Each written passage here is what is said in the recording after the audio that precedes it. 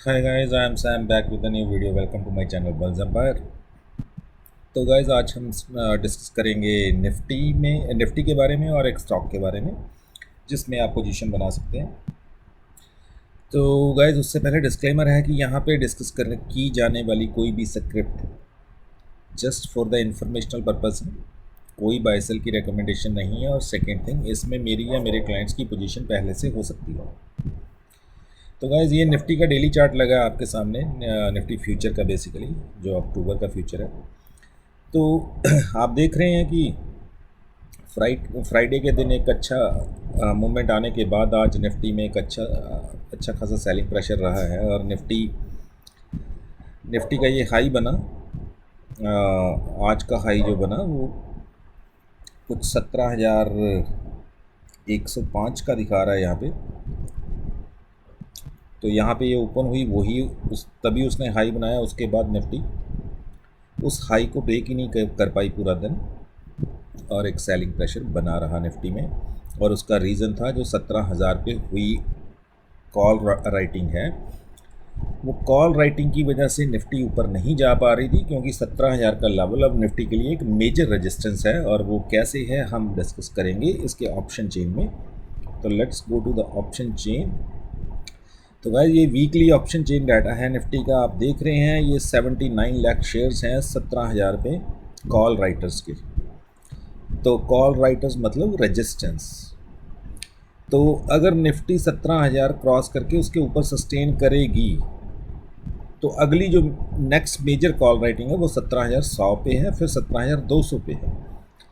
तो निफ्टी के लिए 17,200 क्रॉस करना बहुत ज़रूरी है, ऊपर निकल जाना 17,200 से। और सबसे पहले तो 17,000 के ऊपर निकल के उसके ऊपर सस्टेन करना बहुत ज़रूरी है, तब ये 79 लाख शेयर्स जो हैं इनकी शॉर्ट कवरिंग आएगी। तो 17,000 का लेवल एक मेजर रेजिस्टेंस है, बट अगर 17,000 के ऊपर निफ्टी खुलता है तो फिर 17,100, अगर 17,100 के भी ऊपर खुलता है तो 17,200 को आप एक रेजिस्टेंस मान के चलिएगा। और सपोर्ट कहाँ पे है निफ्टी का? तो गाइस जो मेजर पुट राइटिंग है वो भी 17,000 पे ही। तो जो जब तक निफ्टी 17,000 से नीचे है तो जो 17,000 वाले पुट राइटर्स हैं ये सारे के सारे रिस्क पे हैं, ठीक है। तो निफ्टी क्लोज हुई है 16,888 पे। तो ये पुट राइटर्स सारे रिस्क पे हैं। अगर निफ्टी ऊपर नहीं जाती है तो फिर इनकी शॉर्ट कवरिंग शुरू होगी और निफ्टी को और नीचे ले जाएगी। और निफ्टी का नेक्स्ट लेवल क्या हो सकता है? वो गाइस 16,700, 16,500 भी हो सकता है, बट हम वहाँ तक की बात नहीं करेंगे। उसका रीज़न है वो मैं आपको बाद में बताऊंगा। अभी आपकी जो कंसंट्रेशन है वो रेजिस्टेंस पे होनी चाहिए, कि निफ्टी के जो मेजर रेजिस्टेंस है 17,000, 17,100, 17,200। जो आखिरी रेजिस्टेंस निफ्टी के लिए एक बड़ा रेजिस्टेंस है वो 17,200 का है। तो अगर 17,200 के आसपास आपको निफ्टी मिले वहाँ पे सेल की जा सकती है 17,250 का स्टॉप लॉस रख के, ठीक है गाइस। तो स्ट्रैटेजी क्या रहनी चाहिए? 17,000 के ऊपर निकलती है और सस्टेन करती है तो बाय, 17,200 के आसपास आती है यानी 17,200 या उसके ऊपर थोड़ा जाती है तो वहाँ पे एक रिस्क लिया जा सकता है सेल करने का, 17,250 का स्टॉप लॉस रख के। कोई 30, 40, 50 पॉइंट का स्टॉप लॉस रख के वहाँ पे निफ्टी सेल की जा सकती है। और बाकी मोमेंटम देख के पता चलता है जब लाइव मार्केट चल रही होती है। तो 17,200 का मेजर रेजिस्टेंस है, 17,000 से 17,200 ये सब रेजिस्टेंस लेवल है, 17,000, 17,100, 17,200। तो अब हम चलते हैं F5 के डाटा पे। उससे पहले हम देखते हैं कि यूएस की मार्केट्स क्या कर रही हैं। तो गाइस डॉ जॉन 600 650 पॉइंट्स के आसपास प्लस है, यानी 2.25% डॉ जोन प्लस है। तो डॉ जोन प्लस है तो हमारी SGX निफ्टी कहाँ पे है? SGX निफ्टी हमारी 17,000 के ऊपर है। तो कोई 1% से थोड़ा कम ये भी प्लस में है। बाकी हम देखते हैं कि डॉ जोन सुबह तक इस गेन को सस्टेन कर पाएगा या नहीं कर पाएगा, वो सुबह पता चलेगा। बट अभी वो 650 650 पॉइंट प्लस है। ठीक है गाइस, और डॉलर इंडेक्स डाउन है, 111 पे चल रही है, 112 के आसपास है बेसिकली, 111.74 है। और क्रूड ऑयल जो है वो गाइस 88 पे चल रहा है। तो crude oil and dollar index थोड़ा कंट्रोल में है, और डॉ जोन 2.25% प्लस है। अपनी SGX निफ्टी 17,000 के ऊपर ट्रेड हो रही है। ये तो है लाइव मार्केट्स जो कि अभी चल रही हैं। सुबह देखेंगे कि ये कितना सस्टेन करती हैं कितना नहीं। अब चलते हैं F5 के डाटा पे। तो गाइस ये आज का डाटा है F5 का। कैश में उन्होंने बाइंग की है कुछ 590 करोड़ की, छोटी सी अमाउंट है, ज़्यादा बड़ी नहीं है, बट बाइंग किया है। और DIs ने सेलिंग की है, क्योंकि जब F5 बाइंग करते हैं तो ये सेलिंग करते हैं, और जब ये सेलिंग करते हैं ये बाइंग करते हैं। ये आपस में ही प्ले अराउंड करते रहते हैं एक दूसरे के साथ। ठीक है, मतलब एक बैटिंग करेगा तो दूसरा बॉलिंग, और पहले वाला बॉलिंग करेगा तो दूसरा बैट उठा लेता है। तो ये आपस में बहुत खेलते हैं। अब चलते हैं FNO डाटा। तो गाइस F5 इंडेक्स सेल करके गई है, 1170 करोड़ की इंडेक्स सेल की है, और ऑप्शन प्लस किया, यानी हेज किया है पोजीशन को, 2400 करोड़ का ऑप्शन प्लस किया है। यानी निफ्टी सेल की है या बैंक निफ्टी सेल की है, उसके अगेंस्ट कॉल्स खरीदी। ठीक है गाइस, एंड स्टॉक में तो स्टॉक फ्यूचर भी माइनस करके गई है F5। 2100 करोड़ का स्टॉक फ्यूचर बेचा। कौन सा स्टॉक बेच के गए हैं ये तो पता नहीं, जो भी फ्यूचर में सबसे ज़्यादा गिरा होगा वही बेच के गए होंगे। तो एनीवे, स्टॉक फ्यूचर में भी शॉर्ट पोजीशन बनाई है, पहला दिन था मंथ का, और इंडेक्स में भी शॉर्ट पोजीशन बनाई है, पहला दिन था मंथ का। बस एक कैश में इनकी छोटी सी अमाउंट की बाइंग है।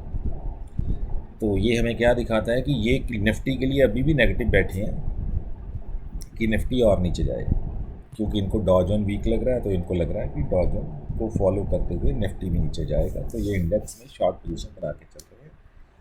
और अगर डॉ जोन 600-700 पॉइंट प्लस ही खुलता है, सुबह प्लस रहता है तब तक, तो गाइस फिर पर इनके पास तो हेज की हुई है पोजीशन, कॉल्स बाय की, तो इनको नुकसान होने वाला है।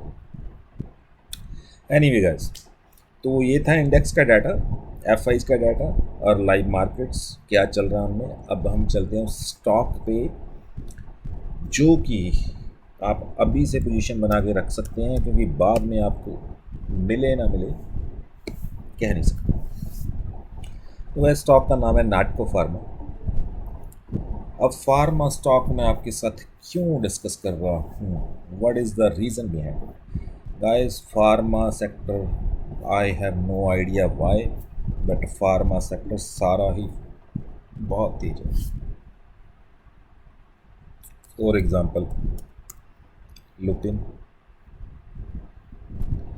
देखिए लुपिन ने एक ब्रेकआउट दिया 700 के ऊपर, लुपिन ने ब्रेकआउट दिया। और दूसरा कौन सा था, ग्रैन्यूल। ग्रैन्यूल तो मैंने आपके साथ शेयर भी कर दिया था, और उसने आज अच्छा खासा मोमेंटम भी दिया है। ग्रैन्यूल का ब्रेकआउट है, ठीक है, वीकली चार्ट पे देखें ग्रैन्यूल का भी ब्रेकआउट है। सिर्फ मार्केट में सेलिंग आने की वजह से ये नीचे आ गया, वरना इसने 358 का हाई बनाया था ग्रैन्यूल ने, और 345 का लो था इसका।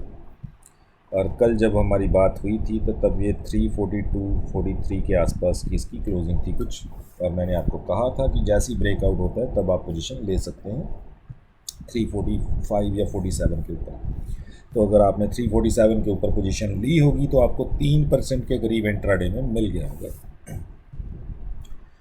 तो बाकी दूसरा स्टॉक था गाइस SJS।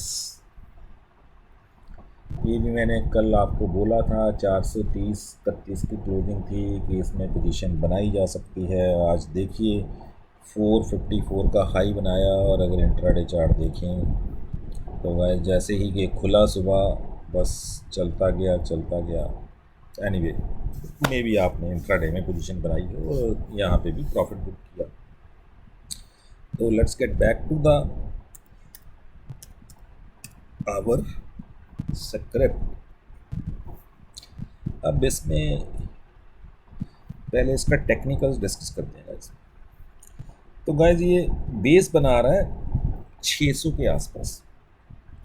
600 एक बेस है जिसको ये ब्रेक करता है तो ऊपर आ जाता है, तो 600 के आसपास घूम रहा है और कंसोलिडेशन ब्रेकआउट देने ही वाला है। आई गेस अगर आज मार्केट में सेलिंग ना आती तो इसने एक ब्रेकआउट देने की कोशिश की थी, 622 का हाई बनाया था।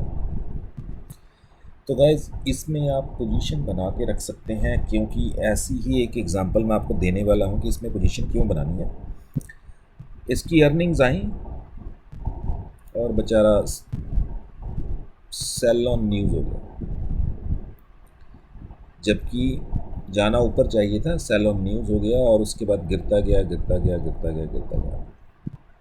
एनीवे आपको बॉटम पे मिल रहा है। स्टॉप लॉस बड़ा छोटा है, 590 या 580 का स्टॉप लॉस रख के पोजीशन बना सकते हैं, और टारगेट जो इसके रहेंगे 750 का पहला टारगेट है, यहाँ से 150 पॉइंट ऊपर।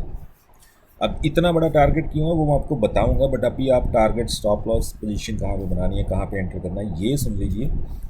750 का पहला टारगेट है, 580 का स्टॉप लॉस रख सकते हैं, और करंट यानी CMP पे, करंट मार्केट प्राइस पे पोजीशन बना सकते हैं। अब चलते हैं कि रीज़न क्या है भैया, रीज़न क्या है, क्यों लेना है नाटको फार्मा। तो गाइज़ ये फंडामेंटल्स हैं। कंपनी के बारे में मैं कुछ नहीं बताऊंगा, क्योंकि एक फार्मा कंपनी आप सबको पता है, मिड कैप कंपनी है, 11,000 करोड़ से ऊपर की मार्केट कैप है, स्टॉक की P26 की है, इंडस्ट्री P26 की है, तो कोई प्रीमियम वैल्यूएशन पे नहीं मिल रहा। ROC या ROE कुछ खास नहीं है according to the intrinsic value और करंट मार्केट प्राइस। तो ROC ROE कुछ खास नहीं है। उसके बाद फ्री कैश फ्लो जो है 5 साल का, पिछले 5 साल का 312 करोड़ पॉजिटिव में है। प्रमोटर होल्डिंग 48% से ऊपर की है। प्लच कुछ भी नहीं है। DIs की अच्छी खासी होल्डिंग है, 15% से ऊपर की। FIs की अच्छी खासी होल्डिंग है, 11% से ऊपर की। कंपनी के ऊपर डेट जो है वो 416 करोड़ का है, बट जो रिजर्व कंपनी के पास पड़े हैं वो 4,000 करोड़ से भी ऊपर पड़े हैं, यानी डेट से 10 गुना ज़्यादा रिजर्व कंपनी के पास पड़े हैं। और डेट टू इक्विटी रेशियो इसीलिए 0.10 आ रहा है, जो कि वर्चुअली आपको बताता है कि वर्चुअली कंपनी डेट फ्री है। प्रॉफिट ग्रोथ पिछले 3 साल की 6% के आसपास है, 5.5% से ऊपर है। करंट रेशियो बहुत अच्छी है, 3.23 की, 1 से ऊपर अच्छी मानी जाती है, तो ये तो 3 से भी ऊपर है। और पैग रेशियो जो है वो माइनस में है, जो कि आपको बता रहा है कि स्टॉक अंडर वैल्यूड है। पैग रेशियो माइनस में है, 1 से नीचे है, तो वो बताता है स्टॉक अंडर वैल्यूड है। तो पैग रेशियो बता रही है कि स्टॉक अंडर वैल्यूड। ठीक है, अब चलते हैं हम इसके। हाँ, अगर इसका लॉन्ग टर्म चार्ट देखें मैक्सिमम पे जाके तो देखें तो गाइस बिल्कुल एक लॉन्ग टर्म सपोर्ट के आसपास ही है ये स्टॉक, बहुत अच्छे लेवल पे आपको मिल रहा है। और अगर हम देखें इसकी 50 एंड 200, ओके 200 DMA के भी नीचे आपको मिल रहा है। तो यूजली एक लॉजिक तो नहीं कहूँगा, एक वो होता है, एक स्ट्रैटेजी होती है कि 200 दिनों की मूविंग एवरेज के नीचे स्टॉक मिले तो बाय करो, ऊपर स्टॉक निकले तो सेल करो। और इसकी 200 दिनों की मूविंग एवरेज जो है ये तो 50 डेज़ की है, और चलो ये हम अपने दूसरे चार्ट पे देखें तो गाइस ये रहे इसके क्वार्टरली रिजल्ट्स। तो गाइस क्वार्टरली रिजल्ट्स पे नज़र मारिए, have a look on the quarterly results. June 2021 में 27% के ऑपरेटिंग प्रॉफिट मार्जिन्स, 75 करोड़ का operating profit, net profit. Operating profit तो ज़्यादा था, 91 करोड़ का था, बट 75 करोड़ नेट प्रॉफिट। अब चलते हैं जून 2022 पे। हाँ, तो देखिए profit margins, operating profit margins 45%, 27% से 45%। और गाइस नेट प्रॉफिट 75 करोड़ से 320 करोड़। कहाँ है कंपनी? 4 गुना प्रॉफिट, 4 गुना, 4 times profit. Operating profit margins almost double. और कंपनी आपको कहाँ पे मिल रही है? बॉटम पे मिल रही है। और फार्मा सेक्टर में ब्रेकआउट पे ब्रेकआउट आ रहा है। इससे बेस्ट कंपनी शॉर्ट टर्म के लिए आपको फार्मा में नहीं मिलेगी, जो आपको बॉटम पे मिल रही है। और अर्निंग्स इतनी अच्छी नहीं है कंपनी।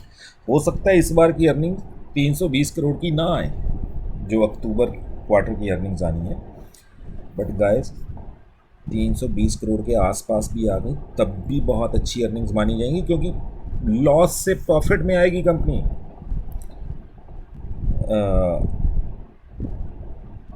जून नो सितंबर की जो आएंगी, तो 65 करोड़ का प्रॉफिट कंपनी का था सितंबर 2021 में। अगर अब 300 करोड़ के आसपास भी आ गया तब भी उससे 4 गुना होगा गाइस।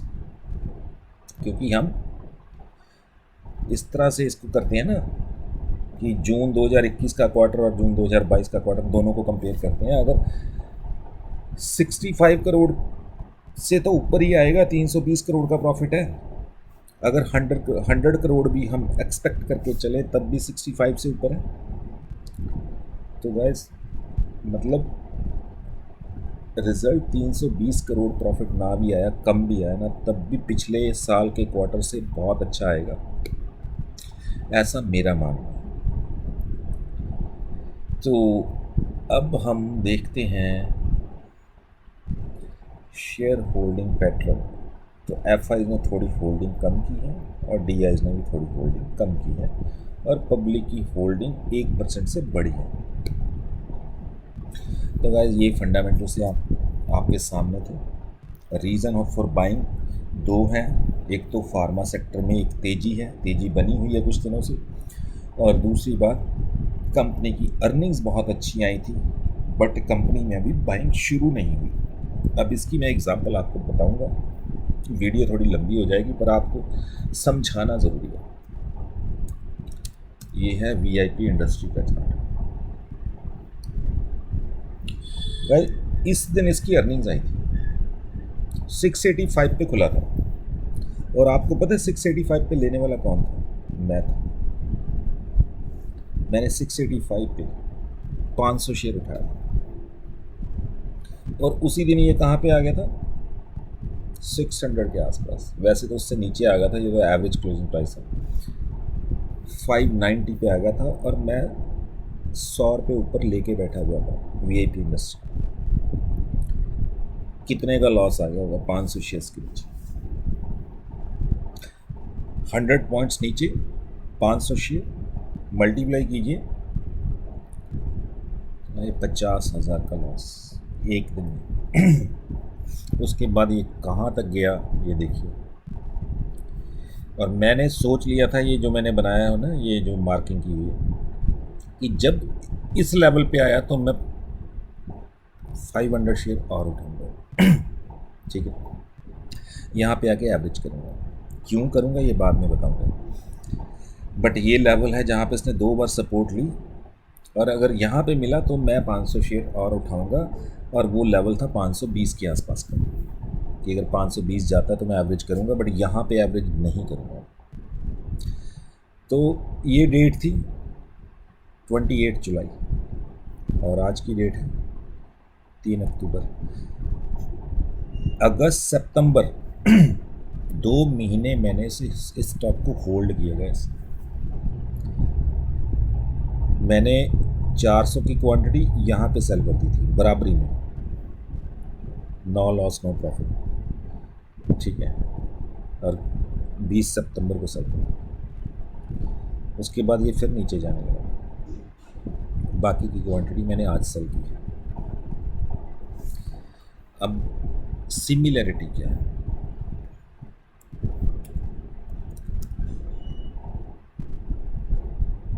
तो सिमिलैरिटी ये है गाइस, इसकी तो वैल्यूएशन बहुत ज़्यादा थी। सिमिलैरिटी इसके रिजल्ट्स में है। कंपनी ने जून क्वार्टर 2021 के जून क्वार्टर में 3 करोड़ का प्रॉफिट दिया था। जून 2022 के क्वार्टर में प्रॉफिट 69 करोड़, 20 गुना ज़्यादा, 20 गुना। जैसे नाटको फार्मा ने 4 गुना ज़्यादा दिया है, इसने 20 गुना प्रॉफिट ज़्यादा दिया था। और मुझे पता था ये स्टॉक पिटने वाला तो नहीं है, ठीक है। बस ये था कि मार्केट एक गेम प्ले कर रही थी वीआईपी इंडस्ट्री के साथ, लोगों से माल निकलवाना था, खुद उठाना था जो स्मार्ट प्लेयर्स हैं। और जब उनकी पोजीशंस बनती गई, वो लोगों से माल लेते गए और हमारे जैसे स्टॉप लॉस हिट होने की वजह से बेचते रहे उनको। जब उनके पास माल एक्यूमुलेट होता गया, उसके बाद स्टॉक चलना शुरू हो गया। तो एक गेम होती है ऐसी नाटको फार्मा। तो ये सिमिलैरिटी है, इसके भी प्रॉफिट बहुत अच्छे थे और मार्जिन 6% से 17% हुए थे, मार्जिन भी 3 गुना हो गए थे। नाटको फार्मा में मार्जिन ऑलमोस्ट डबल हैं और प्रॉफिट्स ऑलमोस्ट 4 गुना है। तो आज वीआईपी 720 के आसपास का हाई बना के आया, ठीक है। और ये अपना हाई भी ब्रेक कर सकता है, जो कि इसका हाई है 774। अब मैं आपको लेने को नहीं बोल रहा, कहीं कल ही जाके इसमें पोजीशन बना लेंगे। मैं सिमिलरिटी बता रहा हूँ नाटको फार्मा के साथ, कि हो सकता है कंसोलिडेशन चले, हो सकता है वो हफ्ता 10 दिन कंसोलिडेशन चले, but this is the best time. This is the best time to make a position. This is the best time to enter in the company. This is the best time to invest in the company, because आपको bottom पे मिल रही है और PE valuation भी कुछ खास नहीं है, 23-26 के आसपास है और इंडस्ट्री PE वैल्यूएशन के बराबर है, प्रीमियम वैल्यूएशन पे नहीं मिल रहा है। और दूसरा है सबसे बड़ी बात, रिस्क एंड रिवॉर्ड रेशो बहुत अच्छा है। 580 का अगर स्टॉप लॉस आप रखते हैं तो 30 पॉइंट्स का स्टॉप लॉस है, और 750 का टारगेट अगर आप रखते हैं तो आपका 150 पॉइंट्स का मतलब रिवॉर्ड है। तो 1/5 का रिस्क एंड रिवॉर्ड रेशो है। मैं अब और आगे कुछ नहीं बोलूँगा। That's it guys, and will see you with the next video. Video थोड़ी लंबी हो गई, बट आपको प्रूफ देने बहुत ज़रूरी होते हैं समझाने के लिए कि ऐसा हो चुका है और इसमें होगा, और एग्ज़ाम्पल दे के जल्दी समझ आ जाता है, बस ये है। Anyway guys, so thank you for watching. And अगर आप मेरे साथ जुड़ना चाहते हैं, प्रीमियम मेंबरशिप लेना चाहते हैं, I am a certified research analyst, SEBI registered नहीं हूँ अभी, सर्टिफाइड हूँ। तो आप मेरे साथ मुझे कांटेक्ट कर सकते हैं 8699272099 पे। And thank you very much, will see you with the next video, bye bye for now.